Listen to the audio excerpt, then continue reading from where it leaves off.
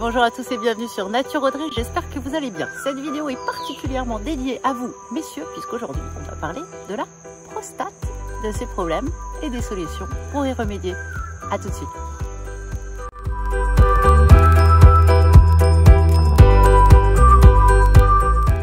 Alors vous me voyez un peu transpirante parce qu'on vient de crapahuter et donc on est tombé sur un thé en fleurs. Donc là on est sur un théier avec des fleurs. Donc c'est une super opportunité de vous présenter cet arbre dont on tire une boisson qui est quand même la plus consommée au monde, hein, même plus que le café je crois, et qui a beaucoup de vertus, notamment des antioxydantes. Bref, revenons à nos prostates. Donc on va parler de la prostate aujourd'hui. Donc qu'est-ce que c'est que la prostate? C'est une petite glande qui fait entre 15 et 20 grammes et qui entoure l'urètre et qui a deux spécificités, deux utilités. Elle va permettre aux spermatozoïdes de rester vivants dans le vagin de la femme et il va sécréter un liquide qui permet justement aux spermatozoïdes de rester vivants dans le vagin de la femme et qui empêche le sperme de coaguler. Donc cette prostate, quand elle fonctionne bien, tout va bien. À partir de 40-45 ans, il peut y avoir, c'est pas une généralité, mais c'est quand même quelque chose qui se retrouve souvent en Occident, on peut commencer à avoir des petits soucis de prostate. Alors, on va le sentir avec une diminution de la force du jet urinaire, c'est-à-dire une perte de la force du jet. Vous allez avoir envie la nuit de faire pipi 1, 2, 3, 4 fois. Parfois, ça devient vraiment invivable et même en journée. Hein, ce sont des envies impérieuses. Il peut y avoir une sensation de brûlure lorsque vous faites pipi à la miction. Et donc voilà, ce sont les trois principales symptômes d'un trouble de la prostate. Donc, on peut avoir juste une prostatite. Enfin, juste. C'est une inflammation de la prostate. Hein. Tout ce qui est en HIT, c'est de l'inflammation. Donc, c'est souvent, là, on va avoir les symptômes comme les brûlures urinaires, voilà, peut-être de la température. Donc là, c'est traitement antibiotique, puisque c'est dû à une bactérie, l'Escherichia coli, qui est montée au niveau de votre vessie. Donc, là, ça se traite bien sûr et on le détecte par un ECBU, c'est-à-dire une analyse de votre urine. Ensuite, on peut avoir un adénome de la prostate ou une hyperplasie bénigne de la prostate, c'est-à-dire la taille de la prostate augmente et elle va appuyer sur la vessie et donner une envie d'uriner beaucoup plus fréquente.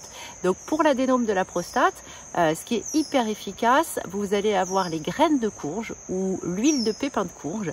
Vous prenez une poignée par jour ou une cuillère à soupe d'huile par jour, ça va diminuer cet adénome de la prostate et vous permettre d'avoir une miction plus évidente et de moins vous réveiller la nuit.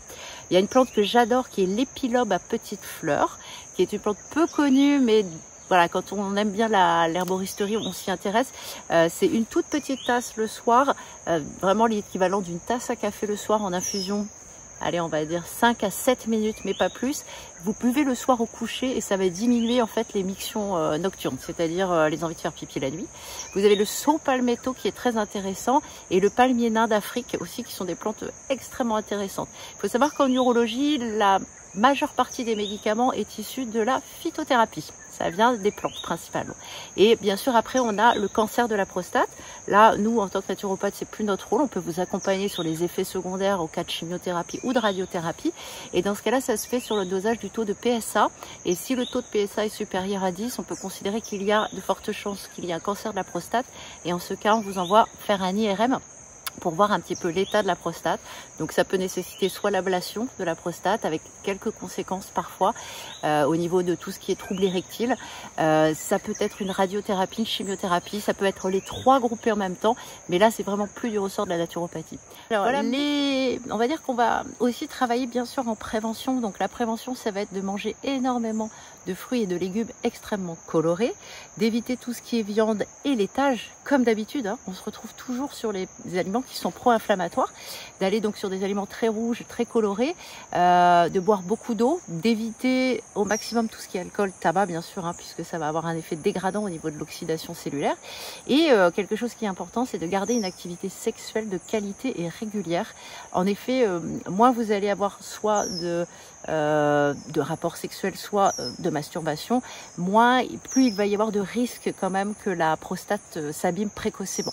Donc mesdames et messieurs, parce que là mesdames peuvent être aussi concernées, gardez une activité sexuelle de qualité. De manière générale, ça sécrète des endorphines, ça vous rend plus heureux, le couple est plus soudé et puis ça libère tout un tas de choses très très positives. Donc c'est vraiment important d'avoir une sexualité de qualité. Voilà messieurs ce que je pouvais vous dire aujourd'hui pour la prostate. Si ça vous a plu, si ça vous intéressait, n'hésitez pas à liker, partager et vous abonner.